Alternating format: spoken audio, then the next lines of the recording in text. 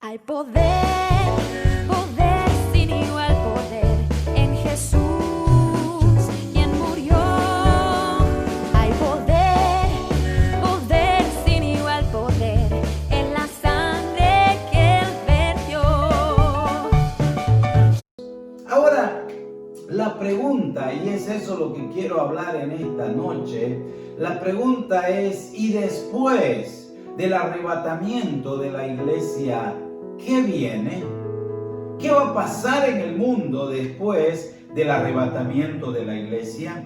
Te quiero presentar en Apocalipsis, el capítulo 4, cómo va a ser el arrebatamiento desde el punto de vista del escritor Juan en Apocalipsis, cómo se presenta una escena en el cielo que es casi como un preámbulo a lo que va a ser el tiempo de dolor, un tiempo de tribulación acá en la tierra. Recordemos que el Señor Jesucristo, cuando hablaba de las señales, Él dijo: habrá guerras, rumores de guerras, habrá hambres, habrá pestes, habrá terremotos, y Él dijo: todo esto es principio de dolores.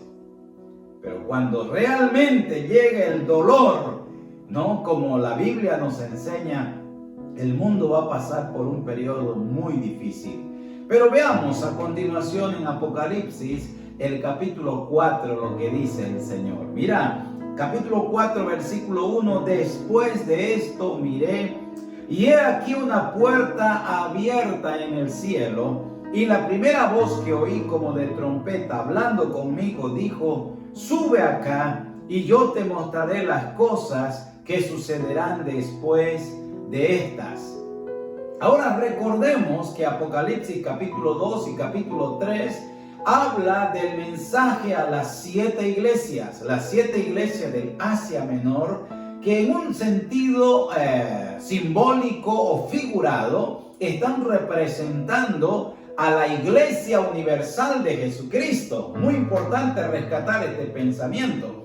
Apocalipsis 2 y Apocalipsis 3 habla del mensaje a las 7 iglesias, que no es otra cosa que un simbolismo de toda la iglesia en todos los tiempos, desde que desciende el Espíritu Santo en Pentecostés hasta el día del arrebatamiento. Entonces ahí en Apocalipsis 2 y 3 está revelado cómo será la conducta, el comportamiento de la iglesia en el transcurrir del tiempo. Pero ¿qué pasa cuando la iglesia llegue a su fin? Por eso dice aquí en Apocalipsis 4, después de esto miré, y he aquí una puerta abierta en el cielo. Eso es algo muy hermoso para un cristiano. Un cristiano tiene la puerta abierta en el cielo. Recordemos que el Señor Jesucristo ha dicho que cuando Él abre una puerta, nadie la puede cerrar. O si Él cierra una puerta, nadie puede abrir esa puerta. Entonces el Señor Jesús, que es la puerta al cielo, Él abrió esa puerta, esa entrada a la presencia de Dios mediante el sacrificio efectuado en la cruz del Calvario una vez y para siempre. Él murió en la cruz. Él fue el Cordero de Dios inmolado por nosotros. Así que Él, a través de su muerte en la cruz, Él abre una puerta en el cielo. ¿Para quiénes? Para aquellos que han creído en Él, para aquellos que han recibido a Él en su corazón. Por eso es tan importante que nosotros podamos hacer una evaluación de nuestra fe. Hay mucha gente que dice: yo creo, pero no basta con creer. Dice la Biblia que también el diablo cree y tiembla, tiene miedo. Pero el que cree de verdad en el Señor toma la decisión de recibir a Cristo, toma la decisión de entregar a Cristo su vida. Y cuando Él entrega su vida a Cristo, Él se convierte en un hijo de Dios. Y ese hijo de Dios entonces tiene una puerta abierta en el cielo. Cerramos nuestros ojos en la tierra, pero podemos abrirla ya en el cielo, porque tenemos una puerta abierta gracias a la obra de nuestro Señor Jesús. Y dice Juan acá: he aquí he visto una puerta abierta en el cielo, y la primera voz que oí como de trompeta.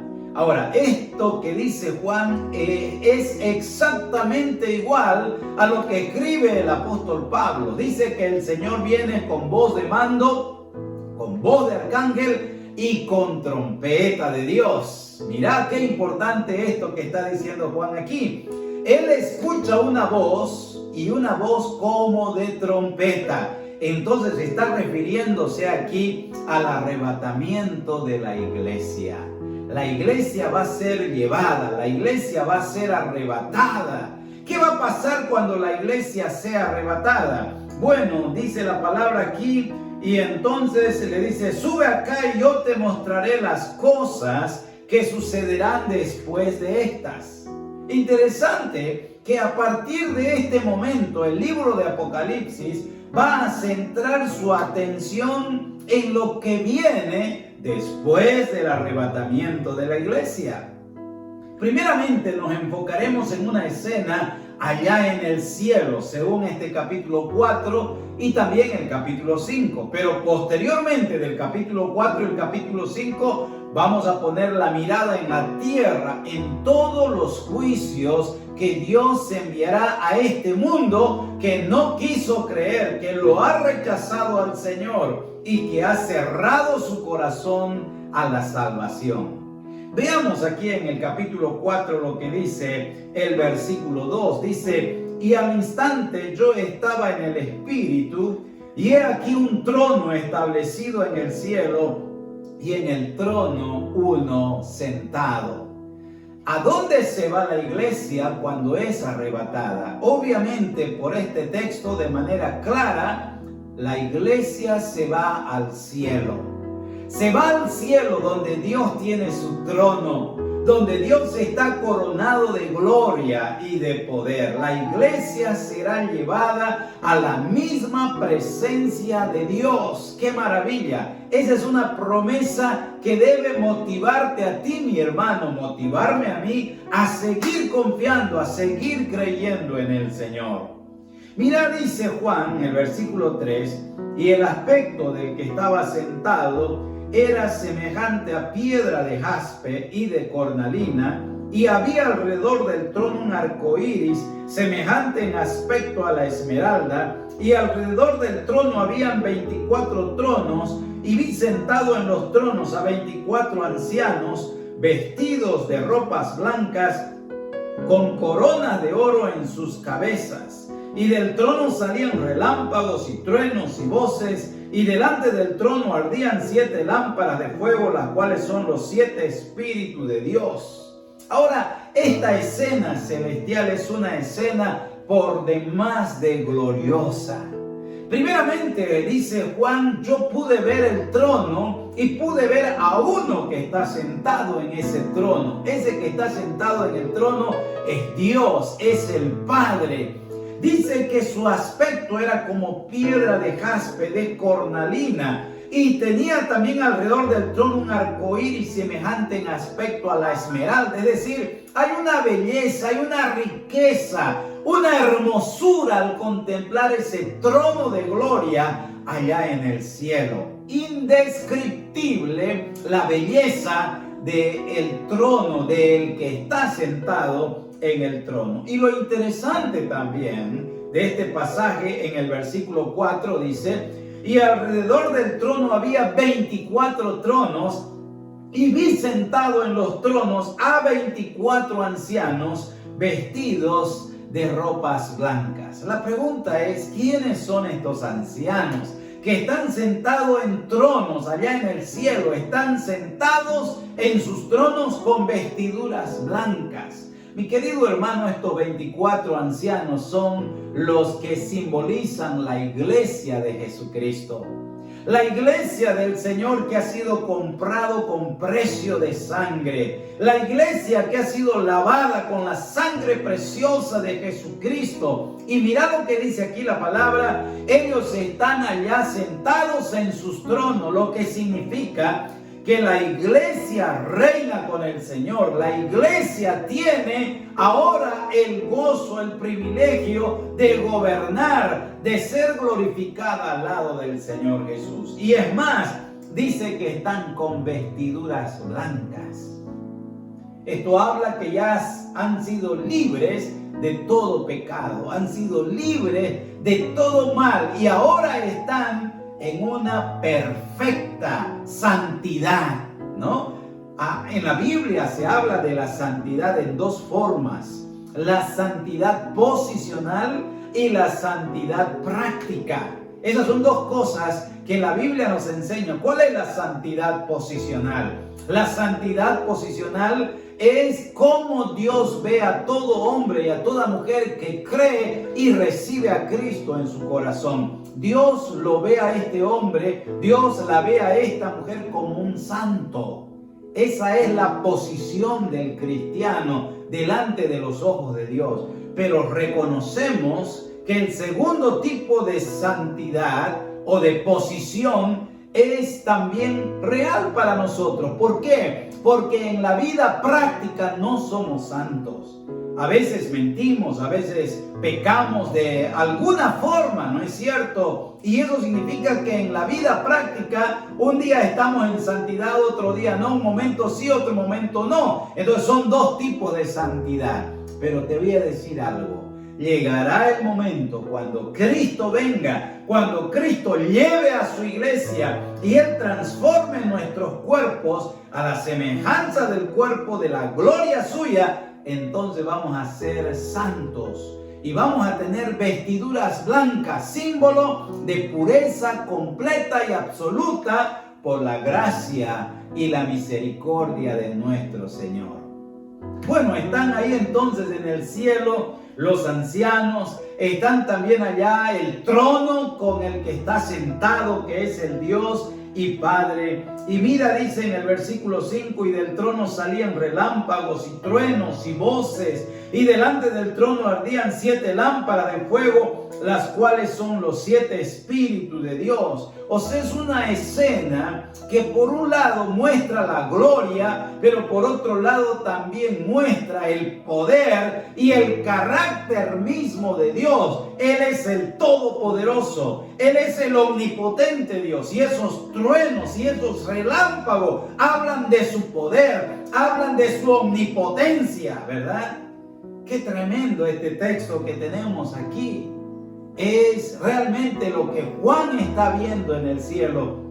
Es algo extraordinario, algo maravilloso. Y mirá lo que pasó también. El versículo 7 dice, el versículo 6, y delante del trono había como un mar de vidrio semejante al cristal, y junto al trono y alrededor del trono 4 seres vivientes llenos de ojos delante y detrás.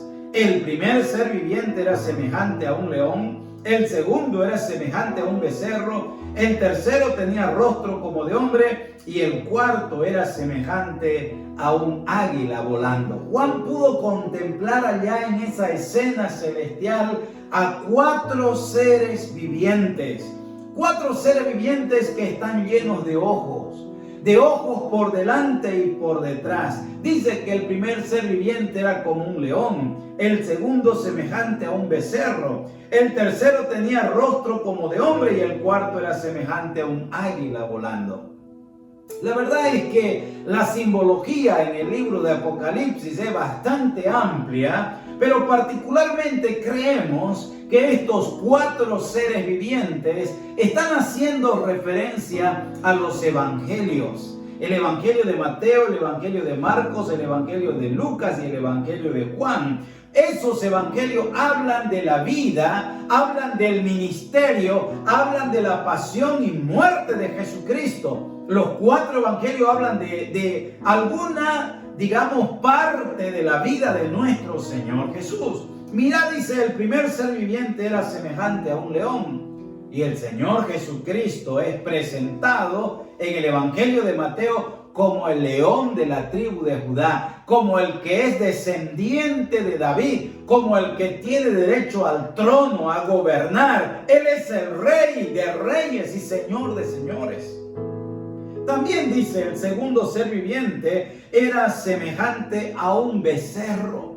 a un becerro, claro, y eso está haciendo referencia acá al Evangelio de Marcos. Cuando el Señor Jesucristo es presentado por Marcos, dice que Él es el siervo de Dios. Él no vino para ser servido, sino para servir y para dar su vida por el hombre pecador. Él es el siervo de Dios. Entonces este segundo ser viviente simboliza el Evangelio de Marcos, que presenta a Jesús como el siervo de Dios. El tercer ser viviente dice que era o tenía el aspecto, dice, el rostro como de hombre. Y está haciendo referencia al Evangelio de San Lucas.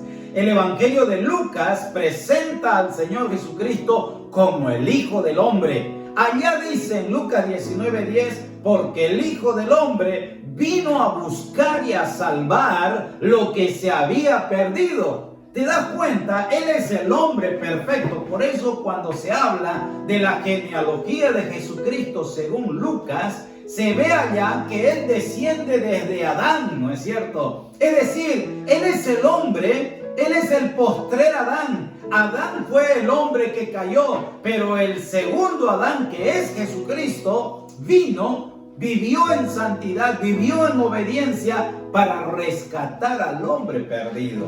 Tremendo evangelio, ¿no es cierto? El evangelio de Lucas. Y el cuarto ser viviente dice acá que tenía semejanza a un águila volando.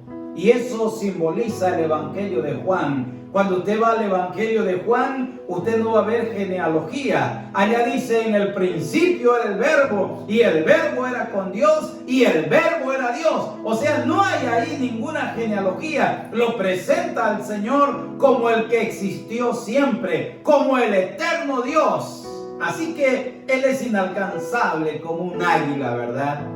Entonces esos cuatro seres vivientes, simbolizando los cuatro evangelios, están allá en el cielo para dar testimonio que el que está ahí, que el que va a ser adorado ahí, el que va a ser exaltado ahí en el cielo, es nuestro Señor Jesús. Vale la pena confiar en Él. Vale la pena creer en el Señor Jesús. Solamente en Él tenemos esperanza eterna.